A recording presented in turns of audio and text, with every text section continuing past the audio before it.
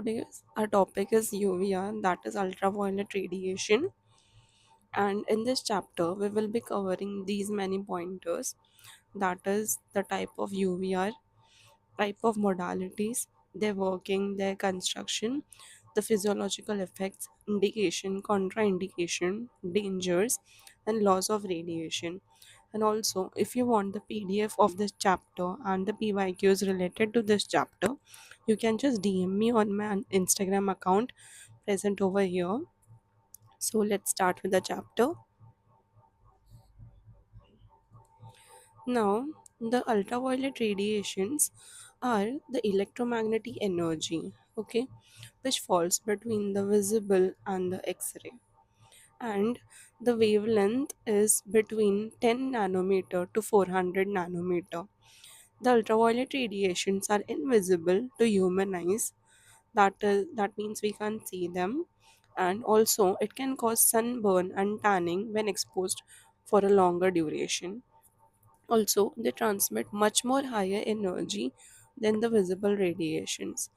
But for therapeutic purposes, we have divided them into three parts, that is UVA, UVB, and UVC, which lies in between the wavelength of 315 nanometer to 400 nanometer, 280 nanometer to 315 nanometer, and lastly below 280 respectively.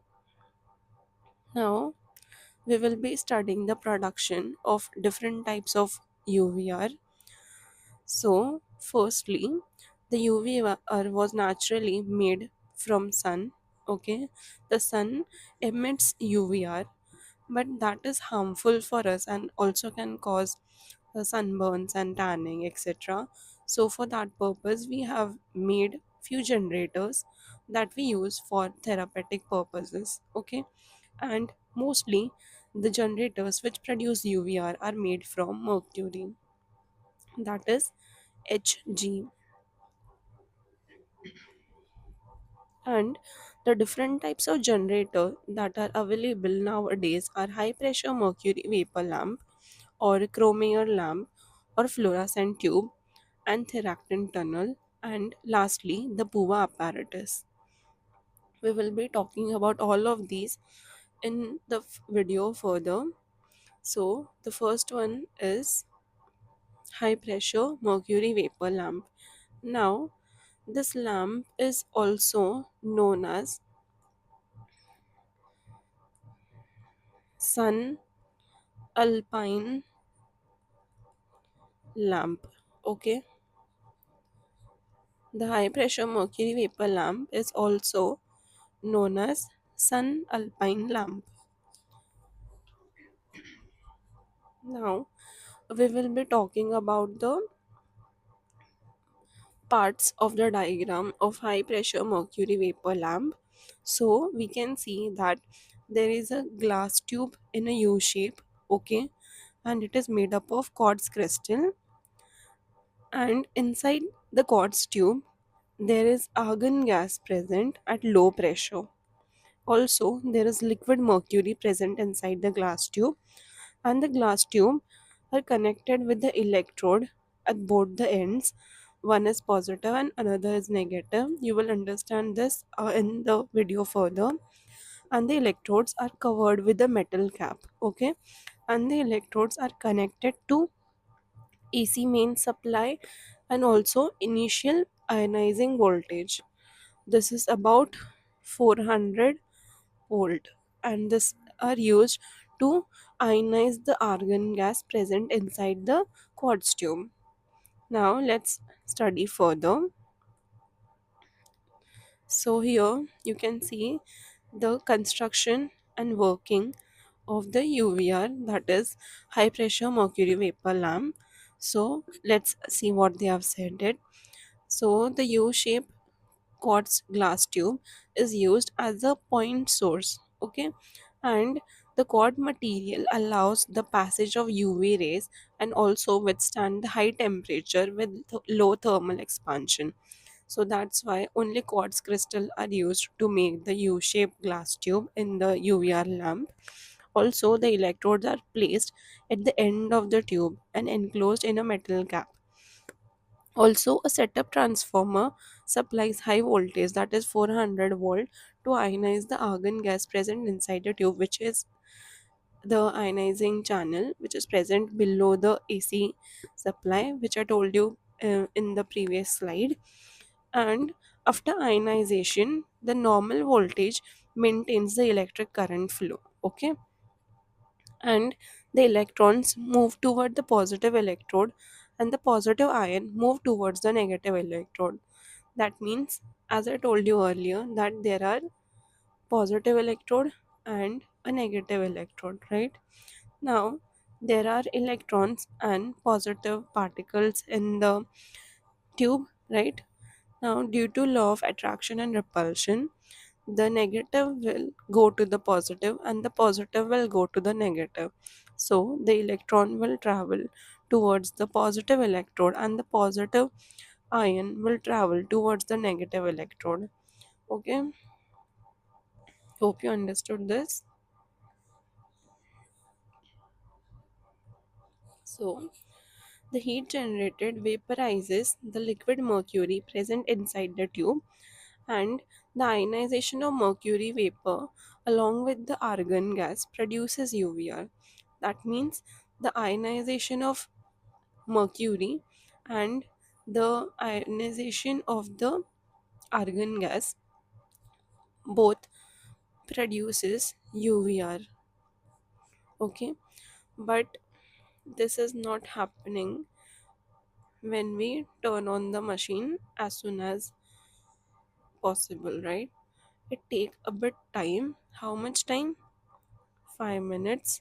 Okay, so you have to turn on the machine 5 minutes before giving treatment to any patient, as it take time to do all these reactions what we studied now. So this was the working and the construction of the high pressure mercury vapor lamp. Now we will be studying something different about the high pressure mercury vapor lamp, that is the tridamite formation. Now, what is tridamite? Tridamite is a type of silica. Okay, this is formed when, due to high temperature, the quartz gets converted into tridamite, that is a silica. Now, this tridamite is causing problem for the treatment because it is opaque to UV rays, and that's why it reduces the UV output which the lamp gives us. So, after about 1000 hours of using the UVR lamp, sufficient tridamite formation is done, and the requirement is replacement of the burner tube. That means the complete U-shaped tube should be replaced. Okay, once the tridamite formation is happened. But for the compensation, there is one way which can be done, that is, we can either use a variable resistance, okay, in the circuit for reducing the what can I say, for reducing the time duration of the tridamite formation, but we can't stop it. Okay, it will happen because of the heating of the glass tube. And another way is that resistance is reduced, okay, to increase the current intensity. So wait a minute, there is some glitch, I guess.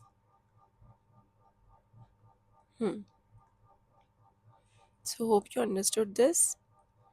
Now we will be talking about the second lamp which we use, that is the Cromier's lamp. Now, the Chromier lamp present here has an advantage over the high pressure mercury vapor lamp. You know why? Because it have circulating water inside it. Now you will say, what is the use of the water? Now, if you remember, the UVR can cause sunburn, right? And tanning. So, due to the risk of burn, we can't use the UVR lamp close to the skin. But we can use the chromium lamp close to the skin in contact with the body tissue because it have a circulating water in it which absorbs the infrared, and there is no danger of burns. Okay, so this can be used in contact with the body, and this is an advantage over high pressure mercury lamp of chromium lamp. Rest working is same.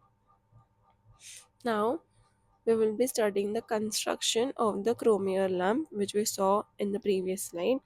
So the chromium lamp is made up of water cooled mercury vapor lamp which eliminates the danger of burn. We saw, right? Why? Because it absorbs the infrared rays, and the high pressure mercury vapor lamp is surrounded by circulating distilled water so as to absorb the infrared rays which can cause burns. But if the water is circulating around it, the infrared rays cannot cause burns as they get absorbed by it. So, the chromium lamp can also be used to treat the sinuses and deep body cavities as they can't cause any type of burn. So, direct contact method can be used as it minimizes the danger of burn. Okay, so next is the fluorescent tube. Wait a minute. So, this is the third modality which can give UVR and which can be used as a part of treatment. So these these are known as fluorescent tube. Can you see there are four tubes here? Okay, which are emitting purple violet color light. Those are fluorescent tubes. Now the mercury vapor lamp has disadvantage that it produces a certain proportion of short UVR. Okay, so the previous lamp were producing short UVR. That means the wavelength was short. Hmm? So, modern treatment method often requires the use of long waves of UVR, right? So, we can't use the mercury vapor lamp anymore if we need the long wave. So, in order to achieve this, the fluorescent tubes are used. So, the fluorescent tube gives us the long waves of UVR, and it is about 120 centimeter long. That means the full tube UVR tube is 120 centimeter long. Okay, and it is made up of glass which allows long UVR to pass through. And inside the tube there is a special sulfur which is coated inside it. And the spectrum of each tube depends upon the type of phosphor coating it has. Okay, and at low pressure arc inside the tube the process of ionization happens. Now, the phosphor is used to absorb short wave UVR, and these are re-emitted at longer wavelength. That means the short wavelength are reabsorbed and are re-emitted by a longer wavelength. Okay, because we need longer waves, right, for modern treatment method. That why. So, accurate control of emitted wavelength is possible depending upon the type of phosphor used. So, everything is because of the phosphor and the type of phosphor that is coated inside it, and it depends, okay, like which type of phosphor it is coated with. Now, next is the Theractin tunnel. Theractin tunnel is nothing but the same fluorescent tube, but they are arranged here, here, here, and here in a form of an arc. Okay, so Theractin tunnel is a semi-cylindrical framework. As you can see here, it is semi-cylindrical and which have fluorescent tube inside it. You can see a one, two, three, and four. Okay, which are mounted. Please remember this word, which are mounted in its own reflector. See, this is the reflector, and they are mounted here, right? Four tube. in such a way that an even irradiation of a patient achieved normally. Okay, so they are attached or mounted in such a way that the patient is fully exposed by the UVR produced by it. So the fluorescent tube with spectrum 280 to 400 nanometer is used. That means from UVB to UVA. UVC is not used because it is below 280 and it can be harmful for the patient also. So next is PUVA apparatus. Now PUVA apparatus is widely used. Okay, so it is the irradiation of only UVA. There is no UVB present, no UVC present, only UVA is present in PUVA apparatus. And this can be performed by using special fluorescent tube which may be mounted in vertical battery or on a wall, okay, on four sides of a box totally surrounding the patient. That means from the superior view, imagine this is a person and he is sitting inside the box. Now here everywhere there are the fluorescent tube present, okay, which can expose the patient fully from all the four sides. Now this form the UVR and especially given for 2 hours. And this treatment, PUVA apparatus treatment, is mostly given for 2 hours for the patient who has taken photoactive drug. Okay, now this is important. Please remember this. PUVA is given to a person who has taken a drug which is photoactive and it is known as soralin. Now, soralin is a type of drug which increases the photosensitivity. What it increases? The photosensitivity. Okay. Now, what is this? That means, suppose this is the skin, okay, and the UVR radiation is falling. So, if a person who has not eaten this soralin drug, the UVR will penetrate not much deeper in the skin, but once you have consumed the soralin, the UVR will penetrate deeper into your skin because it is a photoactive drug.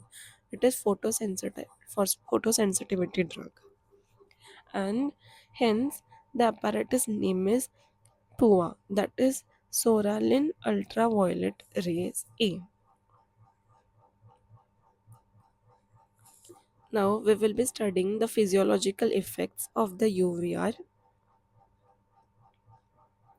So, first is carcinogenesis. So, as we all know that UV rays are not that good for us. It can cause cancer, right? So, it is carcinogenic to us if at all it is exposed for a longer duration of time, and it is mostly caused by UVB and UVC. How that it damages the DNA in cell replication, and also the risk depends upon the wavelength and the exposure duration. As I told you, when exposed for a longer duration the risk also increases, and prolonged exposure should be avoided. So that's why prolonged exposure is avoided. UV therapy courses should not exceed 4 weeks as it can cause cancer or carcinogenesis. Now, next is erythema. What is erythema? Slight pinkish red appearance on the skin is called as erythema. This happens because cell damage releases histamine like substances, okay, that causes the vasodilation of our blood vessels and redness of the skin. So imagine this is a blood vessel and it it undergoes vasodilation. That means the diameter increases of the blood vessel. That means more blood will flow from it. So our skin appears red because the blood flow has increased in that area, local area where the UVR is exposed. So the severity depends on the amount of chemical release, that is, the histamine like substances released, and it is used to classify the UVR dosage. In second year, you will be studying about the UVR test dose. That time you will understand this.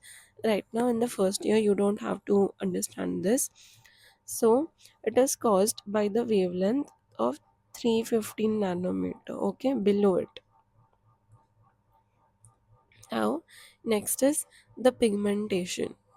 Now, as we studied in the first slide, that UVR, when exposed to any person, it can cause tanning, that is pigmentation. So, it appears within 2 days of exposure, and UVR rays stimulate melanin production. Okay, that means the melanin content increases in our body, which causes pigmentation, that is tan. Now, melanin protects the nucleus by acting as a shield. Hmm? So, it reduces the penetration of the UVB radiation and more pigmentation in dark skin than fair skin. Now, next is thickening of the epidermis. Here, the overactivity of the basal layer causes thickening. That means our skin becomes thicker due to overactivity of the basal layer cells. This mainly affects the stratum corneum.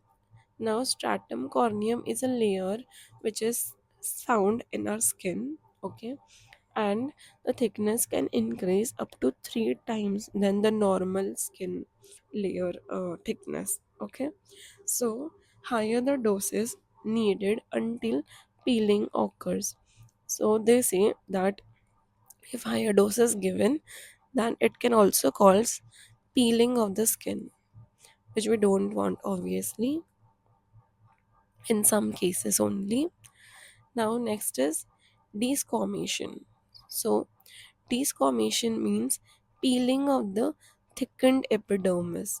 Now, in previous slide, we saw that the pigmentation can cause like peeling of the skin is if exposed for longer duration, which is not good, but sometimes it is good in conditions like acne vulgaris or any type of skin condition, and it occurs due to prolonged exposure of UVR, obviously, and skin resistance to UVR reduces after peeling of the skin.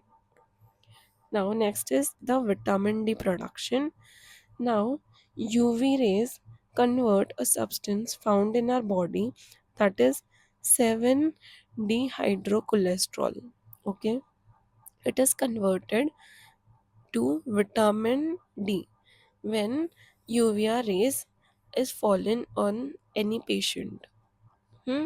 So the reaction goes as 7 dehydrocholesterol to vitamin D when exposed to UVR.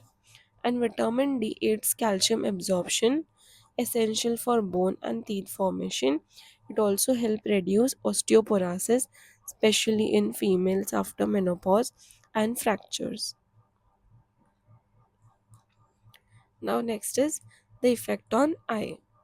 It is also dangerous for our eyes because strong UVR exposure causes irritation and watering in our eyes, and UVB and UVC can even cause conjunctivitis and snow blindness. Now, next is aging. Continuous UV exposure accelerates aging, okay, and causes thinning of the epidermis and loss of the ridges. That means the line or the creases present on our skin, that is lost. And it also leads to dryness of the skin, wrinkling, and loss of melanocytes. And fair skin individuals are at a higher risk of aging. So we don't have to expose the patient more than 4 weeks to UVR. Okay, next is antibiotic effect. Now, in UVR increases the resistance to the infection, and also act on the reticulo endothelial system. Okay, and the short UVR ray destroy the bacteria and the fungi if present on us, and it is also a E4 dose effective in killing microorganism in our own wounds. We will be studying this further in the indications. So this I was talking about.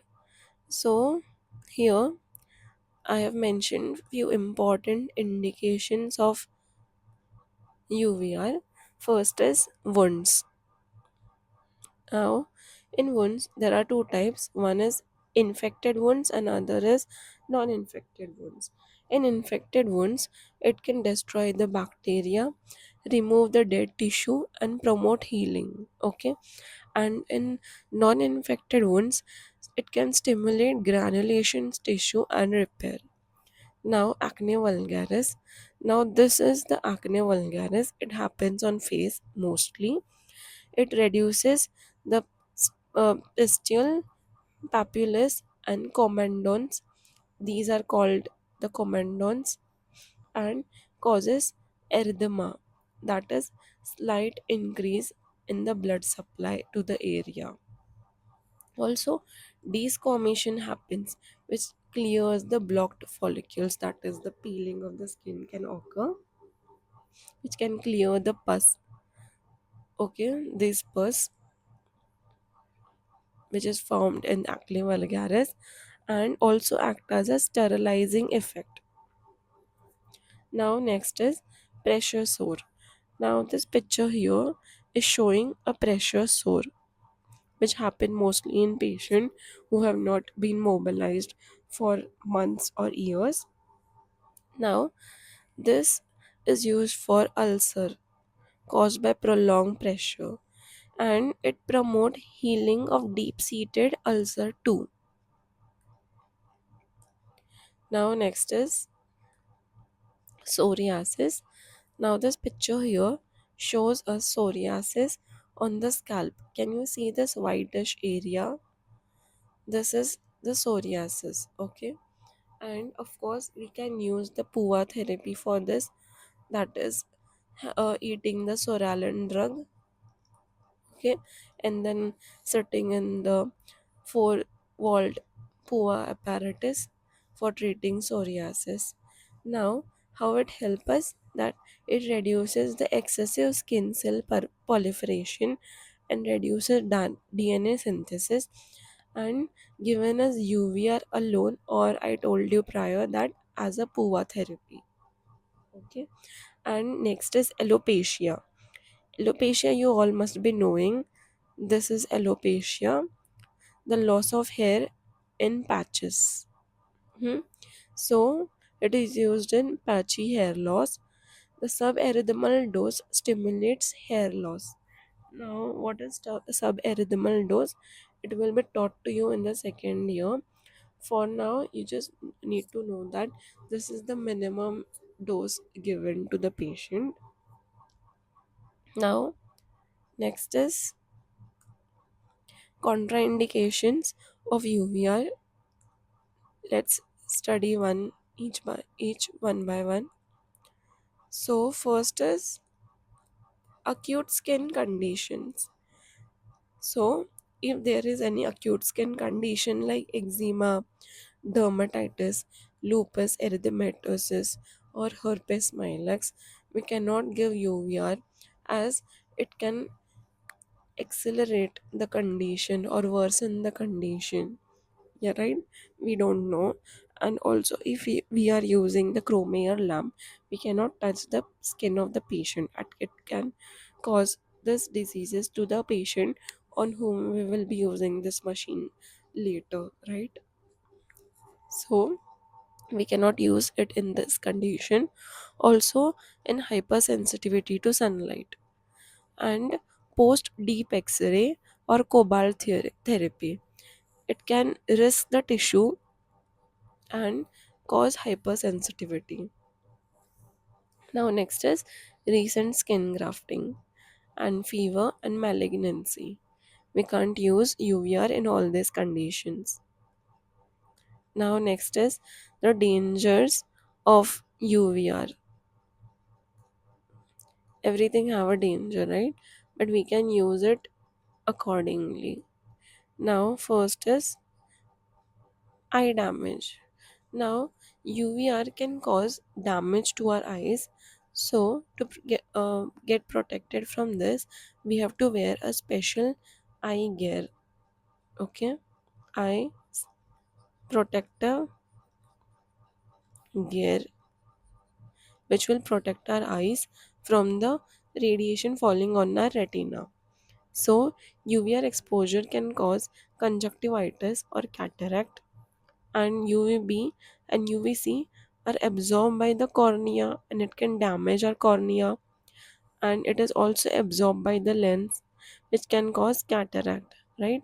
So, we have to wear protective goggles for the patient as well as the therapist should wear it to protect their eyes from getting damaged by the UVR.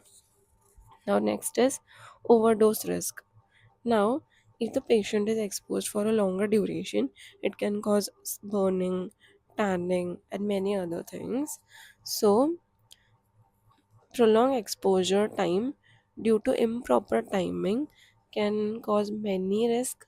Okay, so reduced lamp distance and higher dose can also cause overdose, right? We don't know how to calculate the dosage, which will be taught to you obviously in the second year, first years. So this can cause overdose risk.